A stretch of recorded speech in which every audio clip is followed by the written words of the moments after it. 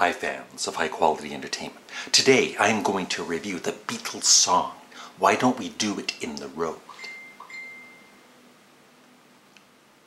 Molly messaging me. Paul McCartney, vocals, acoustic guitar, lead guitar, piano, bass, hand claps.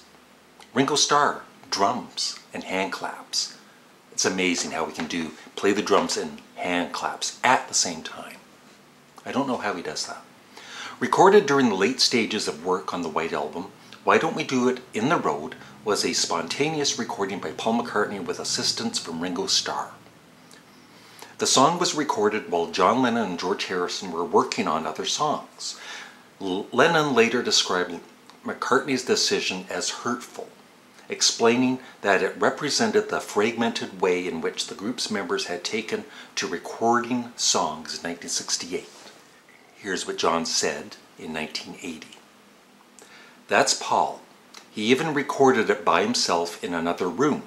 That's how it was getting in those days. We came in and he'd made the whole record. Him drumming, well, Ringo drumming, him playing the piano, him singing, but maybe he couldn't make the break from the Beatles. I don't know what it was, you know.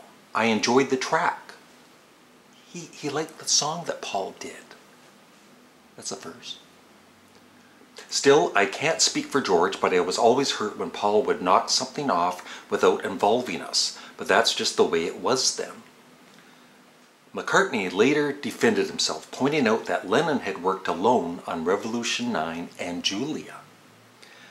And he says, it wasn't a deliberate thing. John and George were tied up finishing something and me and Ringo were free, just hanging around. So I said to Ringo, let's go and do this. Anyway, he did the same with Revolution 9. He went off and made that without me. No one ever says that. John is the nice guy and I'm the bastard. It gets repeated all the time. And of course, later on, John, on his song, The Ballad of John and Yoko, it was just John and Paul. So, I mean, there's times,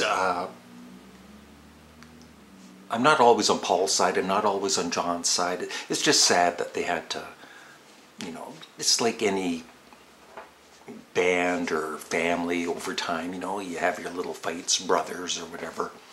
And it's just kind of sad in a way, but I love the fact that it was just Ringo and Paul on this song.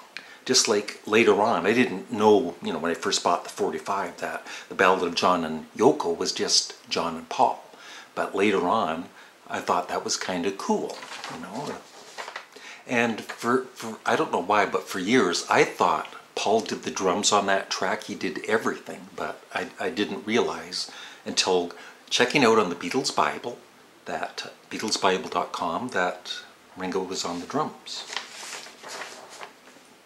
And the first time I heard the song when I was 10 years old, I didn't like it, and you know, when he goes to the falsetto, I was thinking, that sounds like Tiny Tim, if any of you remember Tiny Tim. Really high voice, and so it, you know, it took a couple of listens for me to appreciate it, and now I absolutely love it. Paul's vocals are amazing on it. I mean, lyric-wise, it's not the greatest song, but every song doesn't have to have, you know, amazing lyrics. And like I said, I rank this fairly high. I know a lot of you will rank it much lower, but this is me. It goes between Lucy in the Sky with Diamonds and Got to Get You Into My Life at number 42. That's how much I love this song. Even though some people say it's not even a song, but it's a song. It's one of the 30 songs on the White Album, just like Revolution 9. Thanks for watching. Have a great day.